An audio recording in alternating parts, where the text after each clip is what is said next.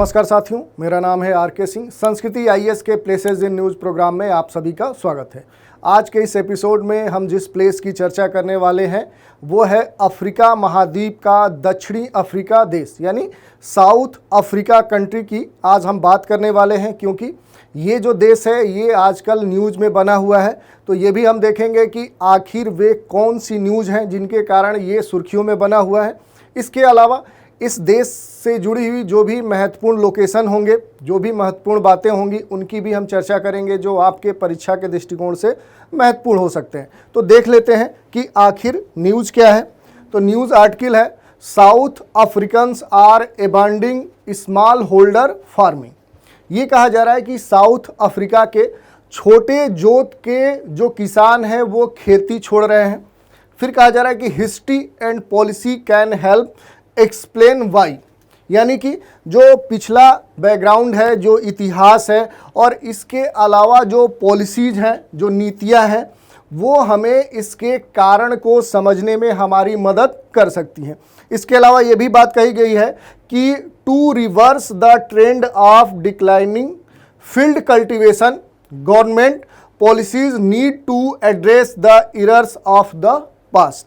ये कहा जा रहा है कि जो फील्ड कल्टीवेशन है इसमें जो लगातार गिरावट की प्रवृत्ति देखने को मिल रही है, अगर हमें इसमें बदलाव लाना है यानी इसको उलटना है, तो हमें क्या है कि सरकार की जो नीतियां हैं उनमें जो अतीत में बड़े कमियां रही हैं या उनमें जो गलतियां हुई हैं उनमें सुधार की आवश्यकता है। उसके बाद ही क्या हो सकता है कि ऐसे जो किसान हैं, जो छोटे जोत के किसान हैं, जो अब खेती छोड़ने के लिए क्या है मजबूर हो रहे हैं, जिसके कई सारे प्रभाव अलग अलग क्षेत्रों पर देखने को मिल रहे हैं, उनमें सुधार किया जा सकता है। और ये जो समस्या है ये केवल दक्षिण अफ्रीका की ही नहीं है। अगर हम अपने देश भारत की भी बात करें तो अपने देश में भी क्या है कि बड़े स्तर पे जो छोटे या सीमांत जो कृषक हैं वो अब खेती को छोड़ने पर मजबूर है, जिसके कई सारे कह सकते हैं कि दुष्परिणाम देखने को मिल रहा है। जैसे अगर देखें तो बड़े स्तर पे क्या है कि बेरोजगारी की समस्या उत्पन्न हो रही है। अलग अलग क्षेत्रों में अगर देखें तो जनसंख्या घनत्व में वृद्धि देखने को मिल रही है। और यही नहीं, जो विभिन्न क्षेत्रों में अगर हम बात करें तो पहले से जो किसान अपने क्षेत्र में रहकर रोजगार प्राप्त करते थे या अपना जीवन निर्वहन करते थे, उनके सामने एक विकट समस्या भी देखने को मिल रही है, जिसके लिए क्या है कि हमें बड़े स्तर पे क्या है कि जो पिछला इतिहास था या बैकग्राउंड था, जिसके कारण से अगर हम देखें कि वे कौन से कारण हैं, या फिर ये देखें कि सरकार की कौन सी नीतियां थी जिनमें कि कुछ गलतियां रह गई, जिसके कारण से आज ये इस तरह के छोटे या सीमांत जो कृषक हैं जो खेती छोड़ने पर मजबूर हैं, उनके समाधान के लिए कार्य किया जा सकता है। तो इस तरह से क्या है कि ये न्यूज़ सुर्खियों में थी और इसी कारण से क्या है कि दक्षिण अफ्रीका की चर्चा भी हो रही है, जिससे भारत की स्थितियों को जोड़कर भी देखा जा रहा है। तो ये न्यूज़ थी। अब इससे संबंधित कुछ हम लोकेशन देख लेते हैं। सबसे पहले ये देखते हैं कि जो दक्षिण अफ्रीका है, साउथ अफ्रीका है, इसकी अवस्थिति आखिर कहाँ है। तो ये कहाँ पर देखने को हमें मिलेगा, तो अफ्रीका महाद्वीप में जब हम जाएंगे तो उसके सबसे दक्षिणी भाग में अगर जाएंगे तो यहीं पर क्या है कि ये हमें साउथ अफ्रीका या दक्षिण अफ्रीका देश हमें देखने को मिलेगा। ये क्या है कि इसके सबसे साउदर्न पार्ट में अवस्थित है। और अगर बात करें तो यहाँ से एक महत्वपूर्ण अक्षांश रेखा भी गुजरती है, यानी कि जो ट्रॉपिक ऑफ कैप्रिकॉर्न है, जो मकर रेखा है, वो यहाँ से गुजरती है। दूसरी अगर बात करें कि जो इस देश की अवस्थिति है उसके आसपास के जो देश हैं वे कौन से हैं, यानी इस देश की सीमाएं किन देशों से लगती है। तो देखिए ये क्या है कि ये साउथ अफ्रीका देश है। और अगर इसकी सीमाओं की बात करें तो यहाँ पर आपको नामीबिया देश देखने को मिलेगा, यहीं पर आपको बोत्सवाना देखने को मिलेगा, यहाँ पर क्या है कि आपको जिम्बाब्वे देखने को मिलेगा, यहाँ पर आपको मोजाम्बिक देखने को मिलेगा और दो छोटे छोटे और देश देखने को मिलेंगे। जैसे अगर बात करें तो यहाँ पर एक छोटा सा देश आपको लिसोथो देखने को मिलेगा, जो पूरी तरह से साउथ अफ्रीका के बीच में ही स्थित है। ये पूरी तरह से क्या है, एक स्थलबद्ध देश है। और यहीं पर एक दूसरा देश देखने को मिलेगा, ये देखिए इस वातिनी, जिसको क्या है कि स्वाजीलैंड बोलते हैं, इसको क्या बोलते हैं, स्वाजीलैंड। तो इस तरह से क्या है कि इधर देखेंगे तो नामीबिया, बोत्सवाना, इधर आएंगे तो जिम्बाब्वे, मोजाम्बिक, फिर क्या है स्वाजीलैंड और लिसिथो। ये ऐसे देश हैं जो कि क्या है कि इनकी सीमाएं साउथ अफ्रीका से लगती हैं।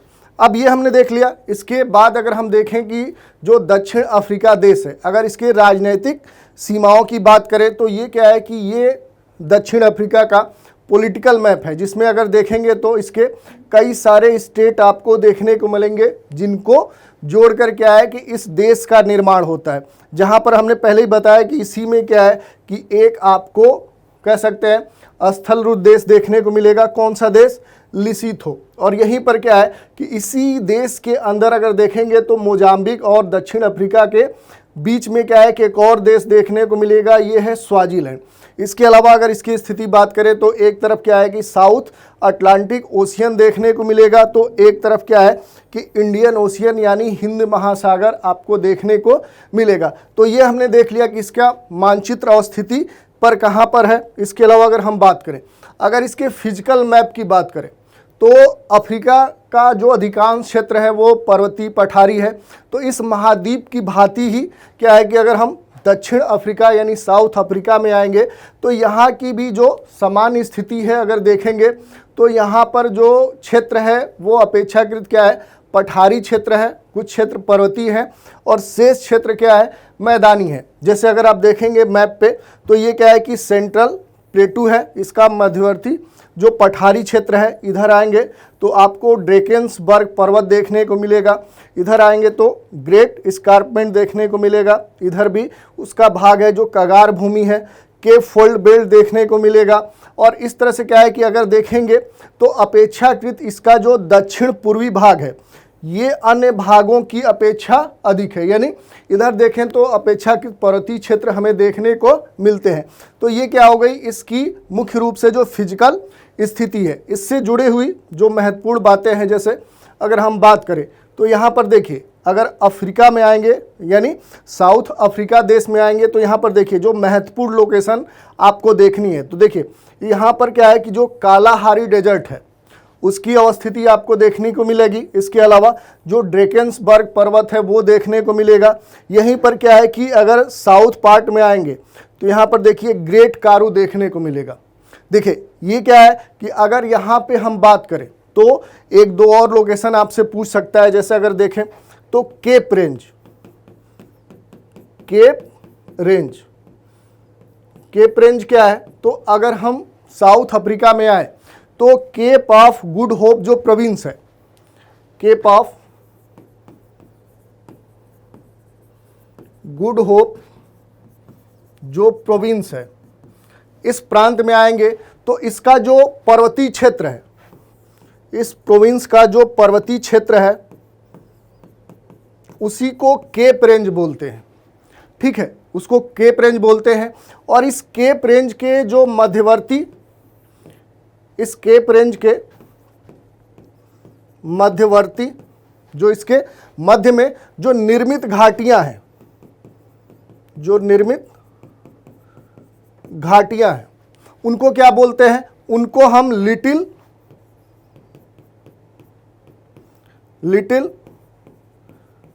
कारो और ग्रेट क्या बोलते हैं, कारो बोलते हैं। तो जैसे यहां पर दिया है कि ये क्या है कि ग्रेट कारो है और इसके नीचे आएंगे तो आपको लिटिल कारो देखने को मिलेगा। तो ये आपको समझने की जरूरत है कि आखिर ये कारो क्षेत्र क्या है। तो यहाँ पर जो कह सकते हैं कि पहले हमने बताया कि जो Cape of Good Hope province है, इस प्रोविंस में जो पर्वतीय क्षेत्र है उसी को केप रेंज बोलते हैं। और इस केप रेंज के मध्यवर्ती भाग को ही क्या है, जो कि क्या है कि एक तरह से क्या है कि घाटी है, कह सकते हैं कि मध्यवर्ती निर्मित घाटी को ही क्या है कि यहाँ पर लिटिल कारू और ग्रेट कारू बोलते हैं। और ये जो निर्माण हुआ है लिटिल कारू और ग्रेट कारू का, ये किस प्रक्रिया के द्वारा हुआ है, तो ये ज्वालामुखी प्रक्रिया के द्वारा इसका निर्माण हुआ है। यानी कह सकते हैं कि ग्रेट कारू और लिटिल कारू क्या है कि ज्वालामुखी क्रिया के द्वारा निर्मित संरचना है। और यहाँ पर अगर हम आएंगे तो जो केप रेंज है या केप रेंज और जो इसके दो क्षेत्र हैं लिटिल कारू और ग्रेट कारू, ये क्या है कि साउथ अफ्रीका में अगर कोयले के भंडार के दृष्टिकोण से बात करें, कोयले के भंडार एवं उत्पादन के दृष्टिकोण से बात करें तो ये एक महत्वपूर्ण क्षेत्र है। तो इस कारण से क्या है कि ये एक महत्वपूर्ण बात है आपके लिए। इसके अलावा अगर हम बात करें तो दक्षिण अफ्रीका में आएंगे तो यहाँ पर जो घास के मैदान हैं, जो ग्रासलैंड है, इनको क्या बोला जाता है? अगर यहाँ पर आएंगे तो जो घास के मैदान हैं, जो घास के मैदान है, जो ग्रासलैंड है, इसको क्या बोला जाता है? तो इसको वेल्ड बोला जाता है। ठीक है, अगर यहाँ पर आएंगे तो इसको वेल्ड बोला जाता है। और यहाँ पर भी जो ऊंचे पठारी क्षेत्र के, यहाँ पर भी अगर हम आएंगे तो जो ऊंचे पठारी क्षेत्र में, यानी कि जो पठारी क्षेत्र है वो अपेक्षाकृत क्या है? ऊंचा है। यहाँ पर अगर हम आएंगे तो जो समशीतोष्ण घास के जो मैदान हैं, घास के जो मैदानी क्षेत्र हैं, उनको क्या बोला जाता है? उनको बोला जाता है हाई वेल्ड, हाई वेल्ड। तो ये भी आपके लिए महत्वपूर्ण है। यहीं पर क्या है कि जो हाई वेल्ड है, इसके उत्तर में अगर आप जाएंगे, यानी कि जो हाई वेल्ड है उसके उत्तर में जाएंगे, हाई वेल्ड के उत्तर में जाएंगे तो यहाँ पर जो ट्रॉपिकल ग्रासलैंड है, जो उष्णकटिबंधीय घास के मैदान हैं, उनको बुशलैंड बोला जाता है। बुशलैंड यानी उत्तर में क्या है कि जो ट्रॉपिकल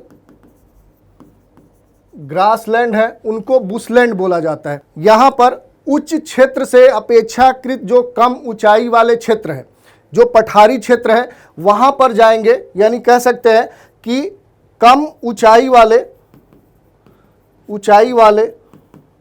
जो पठारी क्षेत्र है, वहां पर जो घास के मैदान हैं उनको मिडिल वेल्ड बोला जाता है, उनको मिडिल वेल्ड बोला जाता है। और यहीं पर हाई और मिडिल वेल्ड के उत्तर में अगर जाएंगे तो जो कह सकते हैं कि जो बेसिन है उसको क्या बोला जाता है? उसको लो वेल्ड बोला जाता है। और ये भी पूरा क्षेत्र क्या है कि अफ्रीका में अगर देखें तो बड़े स्तर पे क्या है कि पशुपालन के दृष्टिकोण से सबसे महत्वपूर्ण क्षेत्र है। तो ये हमने देख लिया। इसके अलावा कुछ अन्य जो यहाँ पर लोकेशन है वो हमारे लिए महत्वपूर्ण हो सकते हैं। उनमें अगर हम बात करें तो पहला क्या है कि हमें डरबन देखने को मिलेगा। अफ्रीका में अगर हम डरबन की बात करें, जो डरबन शहर है, ये क्या है कि मूल रूप से इधर चूंकि क्या है कि इंडियन ओशियन है, तो हिंद महासागर के तट पर अवस्थित ये दक्षिण अफ्रीका का एक महत्वपूर्ण तटीय शहर है, नगर है, जो कि क्या है कि पूर्वी अफ्रीका में, अगर इधर ईस्टर्न अफ्रीका में आएंगे तो यहाँ का ये सबसे व्यस्त क्या है? बंदरगाह है। और यही नहीं, इस बंदरगाह से अगर दक्षिण अफ्रीका की बात करें तो यहाँ से चावल के साथ क्या है कि चीनी का बड़े स्तर पे आयात निर्यात किया जाता है। तो इस दृष्टिकोण से क्या है, ये महत्वपूर्ण है। और यही नहीं, ये हिंद महासागर में अगर बात करें तो यहाँ पर जो नाटाल प्रांत है उसकी ये राजधानी भी है। इसके अलावा देखिए कुछ और महत्वपूर्ण लोकेशन है। जैसे अगर बात करें तो यहाँ पर क्या है कि आपको केप अगुलहास देखने को मिलेगा। ये देखिए सबसे क्या है कि ये साउथ अफ्रीका के दक्षिण में, या कहें तो अफ्रीका जो महाद्वीप है उसका ये क्या है कि सबसे दक्षिणतम बिंदु है, यानी कि क्या है कि सबसे दक्षिण में अवस्थित ये प्लेस है। ये भी आपसे पूछ सकता है। इसके अलावा अगर हम बात करें तो यहाँ पर क्या है कि 2-3 और लोकेशन देखने को मिलेंगे। जैसे केप टाउन, ये महत्वपूर्ण लोकेशन है। ये क्या है कि अगर केप टाउन की बात करें कि जब पहले अगर हम यहाँ पर देखें कि ये क्या है कि जब स्वेज नहर निर्मित नहीं हुई थी तो क्या है कि अधिकांश जो समुद्री व्यापार है वो क्या है कि केप ऑफ गुड होप, यहाँ पर क्या है कि आपको देखने को मिलेगा केप ऑफ गुड होप। तो स्वेज नहर के निर्मित होने से पहले जो सामान्य तौर पे देखें जो समुद्री व्यापार है वो इस क्षेत्र से होकर जाता था, यानी केप ऑफ गुड होप से होकर जाता था। उस दौरान क्या है कि ये जो केप टाउन है ये विकसित हुआ। और ये क्या है कि मूल रूप से अगर देखें तो पोर्ट ऑफ काल, एक वर्ड आपको देखने को मिलेगा, पोर्ट ऑफ काल का क्या है ये उदाहरण है। यानी उस समय क्या है कि जो व्यापारिक शिप थे वो क्या है कि रुकने के लिए, उनके ठहराव के लिए क्या है कि ये स्थान काफ़ी फेमस था, जहाँ पर ये क्या है कि ये शिप आकर रुकते थे। तो इस दृष्टिकोण से क्या है कि इसका महत्व उस समय बहुत ही अधिक था। तो इस कारण से क्या है कि यहाँ पर ये 2-3 लोकेशन आपको देखने पड़ेंगे। इसके अलावा अगर बात करें जो केप टाउन है, ये क्या है कि एक बड़ा बंदरगाह है, जहाँ से अफ्रीका यानी साउथ अफ्रीका के बहुत सारे व्यापार भी यहाँ से होते हैं। इसके अलावा अगर बात करें तो यहाँ पर जो भूमध्य सागर, यहाँ इस क्षेत्र में आएंगे तो ये जो तटीय क्षेत्र है, ये जो कोस्टल रीजन है, तटीय क्षेत्र है, ये क्या है कि यहाँ पर जो जलवायु पाई जाती है वो क्या है कि मुख्य रूप से भूमध्य सागरी जलवायु पाई जाती है, जिसके कारण से इस क्षेत्र में अगर रसदार फलों के उत्पादन के दृष्टिकोण से देखें तो बड़े स्तर पे क्या है कि यहाँ पर विभिन्न प्रकार के रसदार फलों का उत्पादन होता है। यही कारण है कि ये जो क्षेत्र है ये खाद्य प्रसंस्करण उद्योग के दृष्टिकोण से क्या है कि काफ़ी अफ्रीका का एक महत्वपूर्ण क्षेत्र है। तो ये हमने देख लिया। इसके अलावा 1-2 और लोकेशन हम देख सकते हैं। जैसे इस पूरे क्षेत्र में आएंगे तो यहाँ पर क्या है कि 2-3 लोकेशन है जो आपके लिए महत्वपूर्ण है। जैसे अगर बात करें कि इस क्षेत्र में आएंगे तो यहाँ पर क्या है कि आपको देखने को मिलेगा विट वाटर्स रैंड। ये इस क्षेत्र में अगर देखें अफ्रीका में तो काफ़ी महत्वपूर्ण क्षेत्र है। यहाँ पर क्या है कि सोना के बड़े स्तर के भंडार, और सोना के साथ क्या है कि यहाँ पर यूरेनियम के भी बड़े भंडार देखने को मिलते हैं। तो इस दृष्टिकोण से क्या है कि ये यहाँ का एक महत्वपूर्ण क्षेत्र है। इसके अलावा 2-3 और लोकेशन यहाँ पर आपको देखने को मिलेंगे। जैसे अगर बात करें तो यहाँ पर क्या है कि आपको प्रिटोरिया देखने को मिलेगा, जो कि क्या है कि इस क्षेत्र में अवस्थित कहें तो प्रिटोरिया क्या है कि यहाँ पर सोना हीरा का एक महत्वपूर्ण खनन क्षेत्र है। इसके अलावा अगर देखेंगे तो यहीं पर क्या है कि आपको जोहान्सबर्ग देखने को मिलेगा, जो दक्षिण अफ्रीका का जोहान्सबर्ग है, ये भी काफ़ी फेमस है। यहाँ पर हीरा के बड़े भंडार देखने को मिलते हैं। इसी कारण से जोहान्सबर्ग जो है कि हीरे का बड़े स्तर पे उत्पादन करता है। यहीं पर अगर आप देखेंगे तो ब्लोएम फाउंटेन देखने को मिलेगा। ये भी लोकेशन आपके लिए महत्वपूर्ण है। क्यों महत्वपूर्ण है? तो जो ब्लोएम फाउंटेन है ये क्या है कि दक्षिण अफ्रीका की, इसको न्यायिक राजधानी बोलते हैं। तो इस दृष्टिकोण से ये महत्वपूर्ण है। और यहाँ पर जैसे हमने जोहान्सबर्ग देखा, प्रिटोरिया देखा, यहीं पर क्या है कि आपको पिट्सबर्ग देखने को मिलेगा। ये क्या है कि दक्षिण अफ्रीका में देखें तो कई प्रकार के खनिजों के भंडार के दृष्टिकोण से भी महत्वपूर्ण है। तो ये हमने देख लिया। इसके अलावा अगर हम बात करें इस क्षेत्र में आएंगे तो दक्षिण अफ्रीका में 2-3 महत्वपूर्ण नदियां हमें देखने को मिलेंगी, जो आपके लिए सबसे महत्वपूर्ण है। यहाँ पर पहली नदी है लिम्पोपो नदी और दूसरी जो है वो है ऑरेंज नदी। ये 2 महत्वपूर्ण दक्षिण अफ्रीका की नदियां हैं। अगर हम बात करें पहले ऑरेंज नदी की, तो ये जो नदी है इधर जो ड्रेकेंसबर्ग पर्वत है, यहीं से निकलकर क्या है ये आगे बढ़ते हुए इधर अटलांटिक महासागर में इस नदी का निकास होता है। और ये जो नदी है ये दक्षिण अफ्रीका और इधर नामीबिया के बीच में क्या है कि अंतर्राष्ट्रीय सीमा का भी निर्माण करती है। तो इस दृष्टिकोण से क्या है कि ये महत्वपूर्ण नदी है। इसके अलावा अगर बात करें तो ये जो नदी है इसकी एक महत्वपूर्ण नदी है बाल। अगर इसकी महत्वपूर्ण नदी की बात करें तो ये इसकी जो बाल है ये इसकी सहायक नदी है।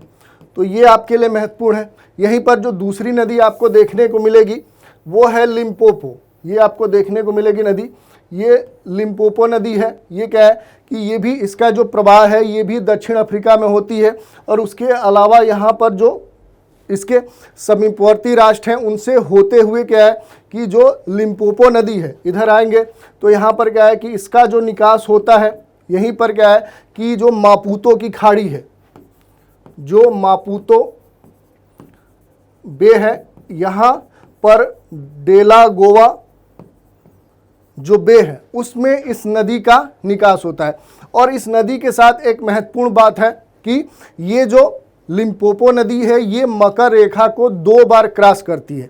यानी कि जो लिम्पोपो नदी है ये मकर रेखा को 2 बार काटती है। तो इस दृष्टिकोण से भी महत्वपूर्ण है। इसके अलावा यहाँ पर एक और लोकेशन है वो है अलगोवा बे। ये क्या है, इसकी जो अवस्थिति है ये क्या है कि इंडियन ओशियन में है, यानी कि हिंद महासागर में देखें तो उसी का ये एक जली भाग है। और यहीं पर आएंगे तो इसके तट पर क्या है कि आपको एक महत्वपूर्ण शहर देखने को मिलेगा। वो कौन सा शहर है? तो वो है पोर्ट एलिजाबेथ, यानी कि दक्षिण अफ्रीका का ये महत्वपूर्ण बंदरगाह है, जो कि क्या है कि कहाँ पर आपको देखने को मिल रहा है? तो जो अलगोवा बे है, जो कि इंडियन ओशियन का ही क्या है एक जलीय क्षेत्र है। तो यहीं पर क्या है कि दक्षिण अफ्रीका का पोर्ट एलिजाबेथ देखने को मिलता है। इसके अलावा यहाँ पर एक दो और लोकेशन है, जैसे अगर बात करें तो यहाँ पर क्या है कि ड्रेकेंसबर्ग पर्वत आपको देखने को मिलेगा।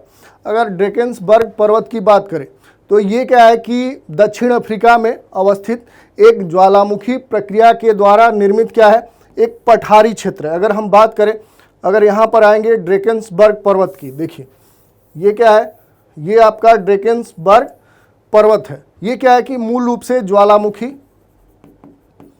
ज्वालामुखी प्रक्रिया के द्वारा निर्मित क्या है एक पठार है। क्या है? ये एक पठार है। और यहाँ पर अगर देखेंगे तो बेसाल्ट चट्टान से निर्मित संरचना हमें देखने को मिलती है। किस प्रकार की संरचना? तो बेसाल्ट चट्टान से निर्मित संरचना देखने को मिलती है। और ये जो क्षेत्र है ये भू संचलन के द्वारा निर्मित संरचना भी है। और यही नहीं, अगर हम बात करें तो इस क्षेत्र में जाएंगे तो ये क्या है कि भू संचलन के द्वारा निर्मित कगार भूमि का भी उदाहरण है, स्कार्पलैंड का भी उदाहरण है। और यहीं से क्या है कि आप देखेंगे तो ऑरेंज नदी निकलती है। इसके अलावा यहाँ पर क्या है कि आपको एक मरुस्थल देखने को मिलेगा। वो कौन सा है? वो है नामीब डेजर्ट, नामीब मरुस्थल। अगर नामीब मरुस्थल की बात करें तो ये जो मरुस्थल है ये नामीबिया में जो मरुस्थल है उसी का दक्षिणी विस्तार है, जो दक्षिण अफ्रीका में है, जिसको नामीब मरुस्थल के नाम से भी जाना जाता है। तो ये यहाँ के कुछ महत्वपूर्ण लोकेशन थे। इसके अलावा अगर बात करें कि दक्षिण अफ्रीका की जो जलवायु है वो मूल रूप से अगर देखें तो जो दक्षिण अफ्रीका है यहाँ की जो जलवायु है वो शीतोष्ण कटिबंधीय है। ये अलग बात है कि कुछ तटीय क्षेत्र हैं, जैसे यहाँ पर आएंगे तो यहाँ के जो तटीय क्षेत्र है यहाँ पर जो जलवायु देखने को मिलती है वो भूमध्य सागरीय जलवायु देखने को मिलती है। इसके अलावा जो अन्य तटीय क्षेत्र है वहाँ पर भी भूमध्य सागरीय जलवायु देखने को मिलती है। और यहाँ पर जो अन्य क्षेत्र हैं वहाँ पर शीतोष्ण और उष्ण कटिबंधीय जलवायु हमें देखने को मिलती है। और यही कारण है कि अगर अधिकांश दक्षिण अफ्रीका के क्षेत्र में जाएंगे तो यहाँ पर जिस वनस्पति का विकास हुआ है वो क्या है कि उष्ण कटिबंधीय वनस्पति का यहाँ पर विकास हुआ है। और जिसके कारण अगर हम बात करें तो दक्षिण अफ्रीका के जो मैदानी क्षेत्र है जहाँ पर कृषि की जाती है, तो कृषि फसलों की बात करें तो मुख्य रूप से जो गन्ना है, मक्का है, कपास है, गेहूं है, तंबाकू है। और जो तटीय क्षेत्र है, जो भूमध्य सागरीय जलवायु वाले क्षेत्र है, यहाँ पर खट्टे रसदार फलों का उत्पादन किया जाता है। तो इस तरह से हमने देख लिया कि जो अफ्रीका का जो दक्षिण अफ्रीका कह सकते हैं कि जो देश है वहाँ की भौगोलिक विशेषताएं क्या है।